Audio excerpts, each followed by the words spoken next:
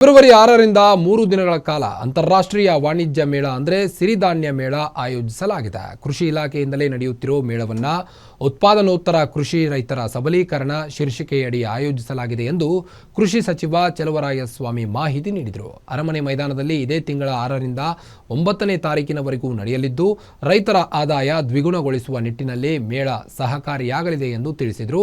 ಇತ್ತೀಚಿನ ದಿನಗಳಲ್ಲಿ ರೈತರ ಉತ್ಪನ್ನಗಳಿಗೆ ಮಾರುಕಟ್ಟೆ ಬ್ರ್ಯಾಂಡಿಂಗ್ ಕೊರತೆ ಎದ್ದು ಕಾಣುತ್ತಿದೆ. ಇದನ್ನು ಮನಗಂಡಂತ ಸರ್ಕಾರ 2017ರಿಂದ ಸಿರಿಧಾನ್ಯ ಮೇಳ ಆಯೋಜನೆ ಮಾಡುತ್ತಾ ಬರ್ತಿದೆ. ಈ ಮೇಳದ ಮೂಲಕ ರೈತರು ಬೆಳೆದ ಬೆಳೆಗೆ ಉತ್ತಮ ಮಾರುಕಟ್ಟೆಯ ಜೊತೆಗೆ ಪ್ರೋತ್ಸಾಹವೂ ಸಿಗಲಿದೆ ಎಂದು ಹೇಳಿದರು. ರೈತರನ್ನ ಉದ್ಯಮಿಗಳನ್ನಾಗಿ ಮಾಡುವ ಉದ್ದೇಶ ಮೇಳದ್ದಾಗಿದೆ. ದೇಶದ 25 ರಾಜ್ಯಗಳಿಂದ ರೈತರು ಭಾಗಿಯಾಗಲಿದ್ದಾರೆ. ಹಾಗೇನೇ ಕೃಷಿ ಕ್ಷೇತ್ರದಲ್ಲಿ ಸಾಧನೆ ಮಾಡಿದ 18 ಮಂದಿಗೆ ಕೃಷಿ ಪಂಡಿತ ಪ್ರಶಸ್ತಿ, 104 ಸಾಧಕರಿಗೆ ಕೃಷಿ ಪ್ರಶಸ್ತಿ ನೀಡಲಾಗುವುದು ಎಂದರು. ಕಳೆದ ವರ್ಷ ಮೇಳದಲ್ಲಿ 3 ಲಕ್ಷ ಮಂದಿ ಭಾಗವಹಿಸಿದ್ರು. ಈ ಬಾರಿ ಇನ್ನೂ ಹೆಚ್ಚಿನ ಸಂಖ್ಯೆಯಲ್ಲಿ ಆಗಮಿಸುವ ನಿರೀಕ್ಷೆ ಇದೆ ಎಂದು ವಿಶ್ವಾಸವನ್ನು ವ್ಯಕ್ತಪಡಿಸಿದರು. ತಾವು ನೇರವಾಗಿ ಬೆಳೆದದನ್ನ ಮಧ್ಯವರ್ತಿಗಳ ಮೂಲಕ ಮಾರ್ಕೆಟಿಗೆ ಕೊಡ್ತಾರೆ. ಅದರಲ್ಲಿ ಸಿಗ್ತಕ್ಕಂಥದ್ದು ಭಾಳ ಒಂಥರ ರಾ ಮೆಟೀರಿಯಲ್ ಥರ. ಅದು ಅವರಿಗೆ ಕಡಿಮೆ ಒಂದು ರೇಟ್ ಸಿಗುತ್ತೆ. ಈಗ MSP ಎಲ್ಲ ಪದಾರ್ಥಗಳಿಗೆ MSP ಇಲ್ಲ.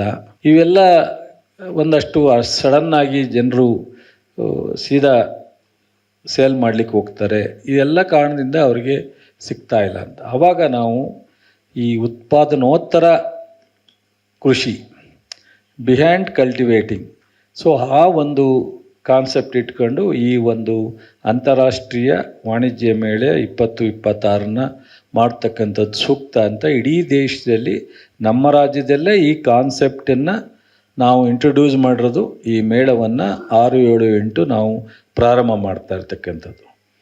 ಇದರಲ್ಲಿ ಏನಂದರೆ ರೈತರೇ ಉದ್ಯಮಿ ಆಗಲಿಕ್ಕೆ ಅವಕಾಶ ಇದೆ. ರೈತರೇ ಈ ಪ್ರೊಸೆಸ್ಸಿಂಗು ಮತ್ತು ವ್ಯಾಲ್ಯೂ ಅಡಿಷನ್ನು ಮತ್ತು ಬ್ರ್ಯಾಂಡಿಂಗ್